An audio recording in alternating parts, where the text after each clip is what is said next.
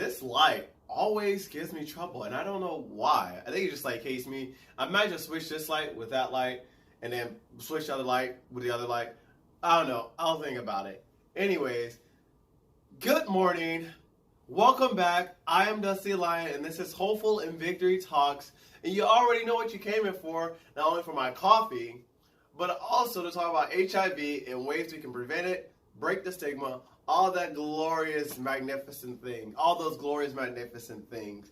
And if you haven't already, go ahead and like or subscribe to my YouTube channel. And you can also I don't think you can subscribe, but you can like and follow my Facebook page, which is Hopeful and Victory Talks. Of course, you already know the hopeful is in all caps, because why wouldn't it be? I think sometimes we just forget that we're still human beings.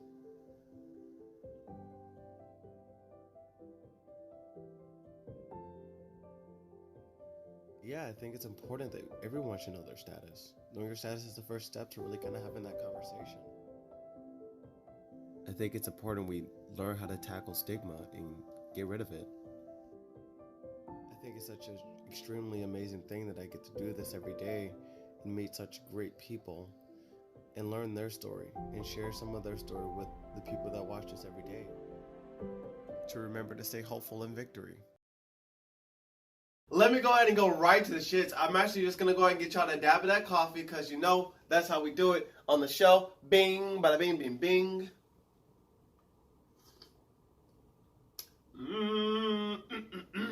I put a little extra honey in my coffee today, and it is extremely good. And what I'm thinking about doing is doing an interchange from coffee to tea. And then y'all see my reaction when y'all like realize that I switched to tea versus coffee. Or do you know that I'm already doing tea already? If you haven't already gone and watched my latest video, go and watch the latest video. I talk about Stop HIV Together, which means all of us stopping HIV together and how we all play a key role in breaking stigma in order to help people who live with HIV live healthier lives and not so much internalize the things the stigma and discrimination that go in hand with becoming or being newly diagnosed with HIV. Yeah, acquiring. We're not using problematic words anymore, sweetheart. We done growth, sweetheart. You didn't grow. But yes, people who have acquired HIV and have developed into AIDS. Oh, I got honey on my hand. Too bad I ain't got a man. Let's go ahead and go right to the shits. Today we're going to be talking about Act Against AIDS. Act Against AIDS. One of the many different campaigns that actually falls under that branch. I will put a graphic there, but that graphic will take too much time. And honestly, like I'll be talking about some of the other campaigns. And if you haven't already, click on the link in my previous video or in this video, and it'll take you straight to the CDC's, all the campaigns that they're doing to break stigma, break discrimination when it comes to people living with HIV and just the general public education. Today's campaign, take a guess what that is. If you can't guess, we're talking about HIV treatment works. What do that means? Roll a graphic, Mr. Director. What I'm saying when I say HIV treatment works is, did you know 1.1 million people in the U.S. are living with HIV? Now, I don't necessarily know the numbers of how many people are on treatment, though. I'm sure that information is out there. I won't say I couldn't find it. I necessarily couldn't get to it in time with all the many damn things that I'm trying to stuff in my brain and learn. But that is a huge number. Of course, I fall into that category. I'm not just a number, and nor are those other people. But we definitely want to look at the data and see who's all on treatment and actually get proof and experience and evidence that that shit works. Because it does. And that's what we're going to be talking about today. So anytime I say treatment, medicine, medication is just another form of medicine. But things, any of those great, beautiful words, guess what you're going to be hearing? HIV treatment work.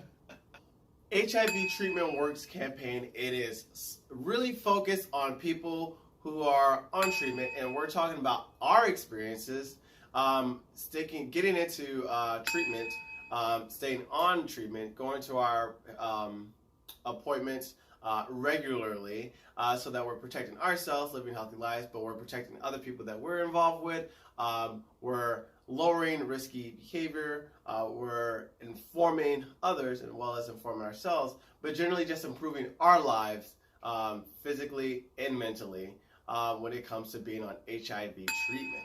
So guess what that's gonna go hand in hand with?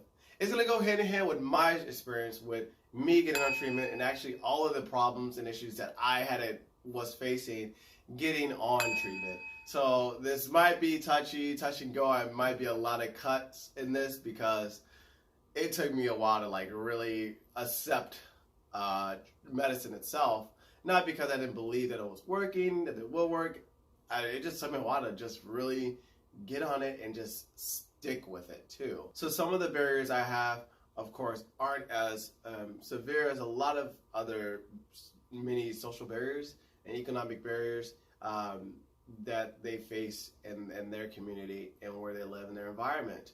So I'm just going to be talking about my experience in Charleston, Illinois, and Bloomington, Illinois, because those were the two I so far have had experience with. Like I said, I've only been diagnosed 4 years ago. Oh my God. Wow. 4 years ago. So the time will, of course, build up and the experience will, of course, build up. So who knows? Maybe this topic can be talked about again. But I'm going to go ahead and talk about my experience with getting into treatment. When I was first diagnosed with HIV, I had, I didn't necessarily learn about the medicine immediately. I actually didn't get on medicine until the following year in 2015, like I said, on my birthday of 2015. And that's when I actually started treatment because I was in a much better headspace. I knew that I would be able to stay on treatment if I got on it. And I think that was one of the barriers that I had to overcome myself, was the mental state, being in a healthy mindset so that I can wake up every day, I can stick to the regimen every day and not forget about it, not I don't want to do it, like I just don't feel well today, or get in my mind about it. Because again, for me, the mental phase of learning about being diagnosed, newly diagnosed with HIV, was the hardest phase for me, to be quite honest. Because I just never thought it would happen to me. First, I just never thought it would happen to me, and it did. So it took me some time to actually realize that and internalize that. And then when I wasn't internalizing it, that's when I knew, like, okay, I'm ready to start HIV medicine. And the first medicine I actually started on, can we get a CG for what it looks like? Stribilt. Stribilt is this like gray. It's a pretty big pill, guys. Stribilt was what I started with up until November of 2016. I actually stopped taking Stribilt. In a process of getting on Stribilt. Let's go ahead and start with that. I first had to run my blood test, a lab test, to make sure that my liver levels where they were at, my kidney levels, my blood levels, all the other things within that lab that lets the doctor know, lets that provider know, okay, what is this patient, where's his body at now, and let's see what treatment would work best with him. So at the time, after getting my blood drawn, and they prescribed me Stribilt.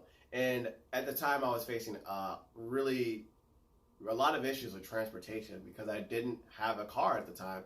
So I would always be reaching out to my friends if they were available. And I think all my friends who drove me to Effingham, who drove me to Champaign, that drove me to Mattoon, who cares? I ain't there. I don't care. The issues that I was having, internalizing a lot, was like, if I don't have a car, I can't go to my appointment every 3 months for the next year, or go to pick up my medicine. Then I learned about my medicine can be delivered to my home because I was having that issue.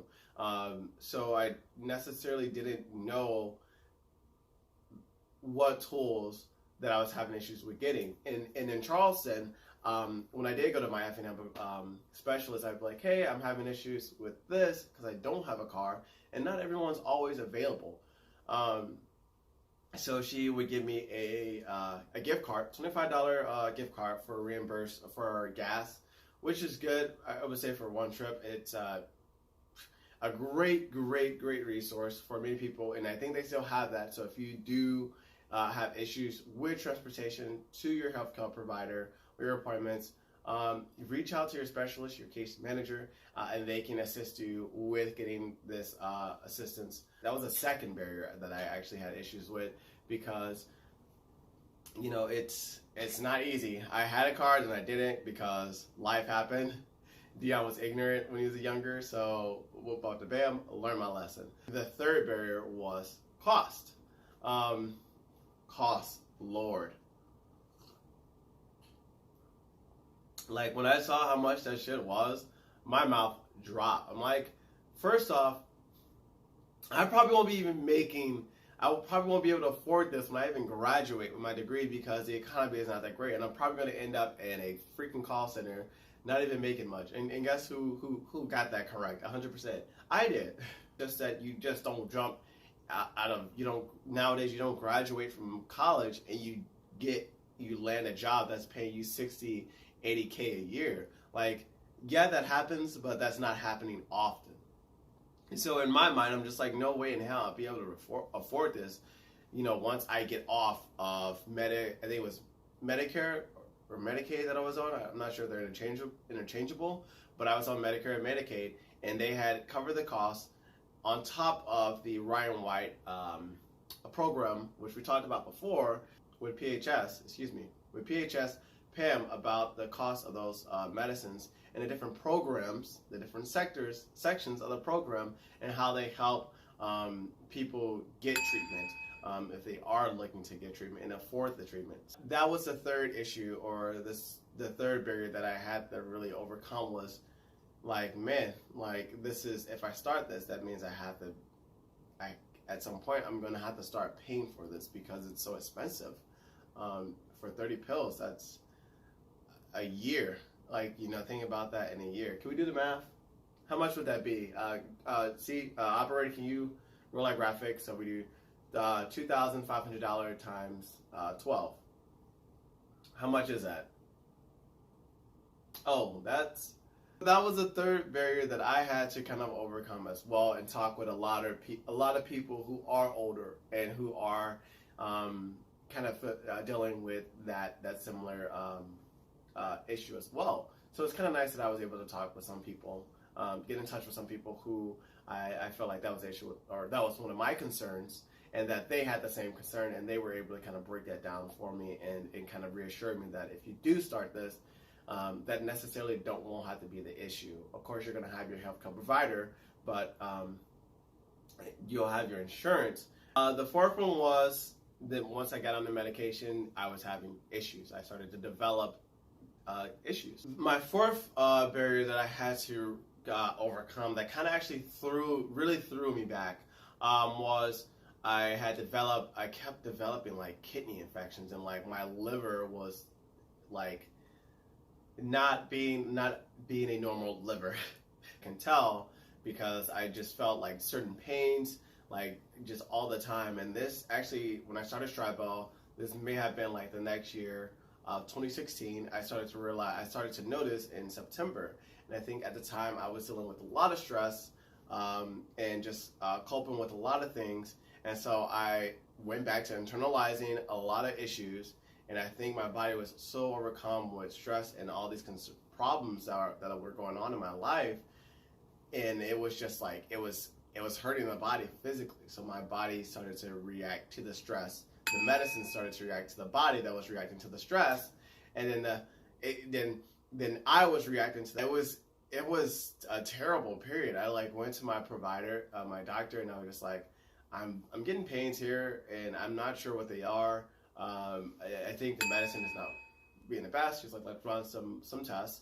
And we ran some tests, and she did find like I had like an infection, urinary tract infection, because my kidneys weren't really doing their best job. And then that's when we started to do blood tests, and then we learned about my liver not being the greatest. So my body was actually starting to reject the medicine, and actually not necessarily reject, but it was actually it was hurting my body a lot more than it was helping, because these are some very strong antivirals, very strong medicines in one pill. So they tell you not to drink like a lot. And knowing me, like in my college days, I would drink a lot. But like I said, they had thrown me into internalizing it. But when I got to talking to my provider, we kind of got to the bottom of it. And she started to talk to me about another medicine, which I had in my back pocket when I was, doing my little Beyonce. But this is, hold up. This is the second medicine. And this is Jimvoya. Well, like graphic, that's what Jimvoya looks like. It is a much smaller pill. It's a green pill too. I love green. If anyone knows me, I love green because it's just like nature is untouched. But Jimvoya, it has like 100. I can't even pronounce the drugs that are in here. It's saffordinol. I know I can't even pronounce that. One wasn't as bad. I'm still on it. It hasn't been an issue or anything like that. I haven't realized my body having the same issues. Nor am I going through the similar stress that I was then. Thank God. Self-care is so important when it comes down to taking medicine, and it takes the mental space to be there to do that. Because, of course, your provider wants you to get on treatment as soon as you find out that you are. But honestly, in my personal opinion, if you're not mentally really prepared to start it, then how can you keep yourself accountable to staying on it? When you're internalizing a lot of things, or you're dealing with a lot of things in your life, and that's the last thing you want to think about. So personally for me, only because it worked in my experience, do it when the time is right for you. But when you're not on medicine, do realize that you're not taking treatment. So you can just use a condom, use protection. That is the most important part, if you are out there, and inform people, let them know that you're not on treatment, but you're on this, because guess what? We're human, and we get horny sometimes, and sex happens.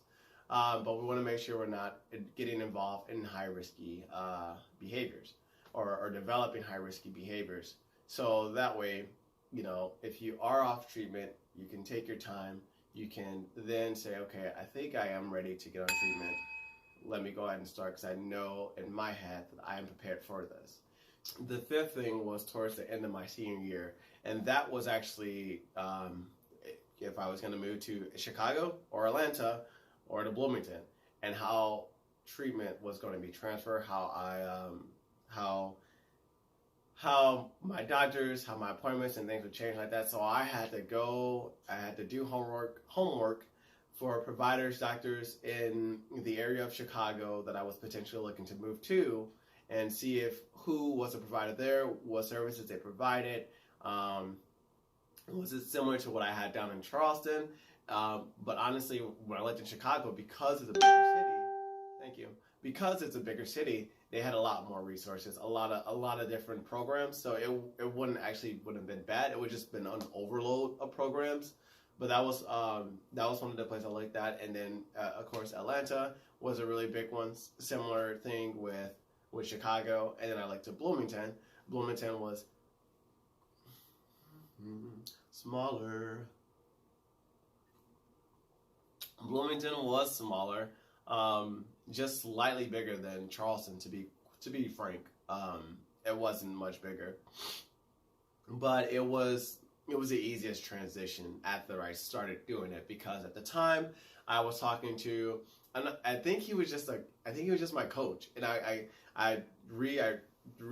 actually spoke with him a couple of weeks ago, and he would always stop by, and when I was in Charleston, he would always stop by my place. He would invite me to support groups. We would have like white elephant parties and things like that around Christmas. But he would always kind of come to my house, talk to me like, okay, what's going on? What's, how are you today? And I don't think I give him a lot of respect, due respect. And I text him like, thank you so much for being there for me at this time. And he was just like, oh, that's like a part of my job and all the good stuff. And I really want to go back, and I just want to meet him and meet up with him again and talk to him, because he was such a great guy. But yeah, he would stop by my house, he would talk to me. He would bring me different information. If I didn't want to step outside and I told him like, hey, I haven't been out, he would bring food over, just being a friend. And so that was a really cool thing that I kind of missed when I kind of moved to Bloomington, because I didn't have that, that if I fell ill, I didn't have that support, because I didn't have family in Bloomington. But when I was in Charleston, my boss would come and bring me soup or bring me little magazines and talk with me. My boss from the library that I worked at EIU campus. And my professor would take me to my appointments in Effingham. And she, if I can ask her pretty much for anything, and she would try her best. She helped me move my things, move to my next apartment, move out of my apartment. My friends were there, and they would always stop by. And so I really had a lot of support there. That was the fear of when I moved elsewhere, would I have the support as well? And moving to a place where you don't have family, and you just kind of have like that healthcare, it's kind of scary. You're not sure if you do fall ill, what could happen. I'm gonna be able to take care of myself, because if anyone knows me, I am a big baby when I get sick. Like, my mom knows me to the T. She's just like, I don't even deal with you, because I know how you are. You drama queen, like you're extra. You're the most. I take like protein. I drink protein drinks. I take my multivitamins. I take my fish oil. I take my vitamin C pills. Just not all the time, but at times where I feel like the season's gonna start getting bad and I want to avoid getting sick. So I developed that regimen myself, because I knew if I didn't have the support that I had in Chicago or in Charleston, and if I was somewhere else that I wouldn't be able to, I need to be able to make sure that I'm maintaining the most healthiest lifestyle, the most stress-free lifestyle that I can, aka my best life. And if I can achieve that and keep maintaining that, then I would be okay. And when I do get sick, it won't be as bad.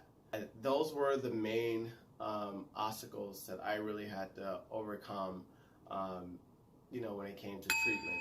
I never necessarily didn't have an issue with kind of getting the treatment, affording it, because I always made sure that, like I said, I made sure that I was mentally ready. So when it came to that, I started treatment, and then I had to switch to another treatment. Am I doing my homework? Before I started treatment, I made sure that I was mentally prepared, because I was like, hey, if I'm going to do this, how much is it going to cost? What are the programs that can help me afford this cost? How can I get transportation?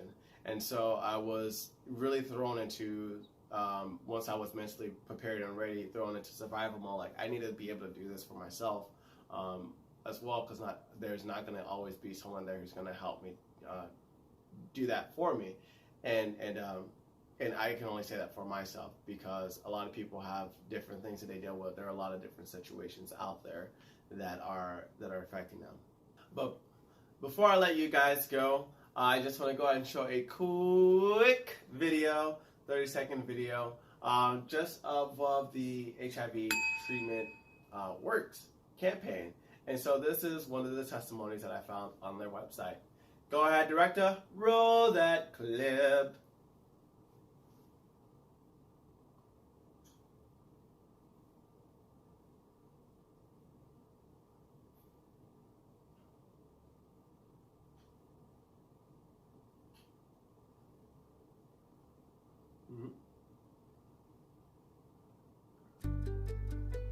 Dear HIV, I may have gotten you,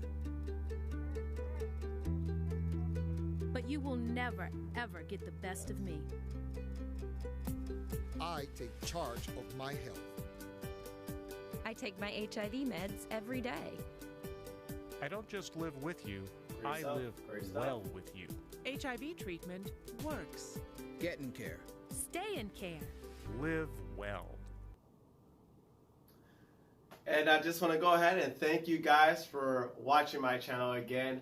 I'm Dusty Lion. This is Hopeful and Victory Talks.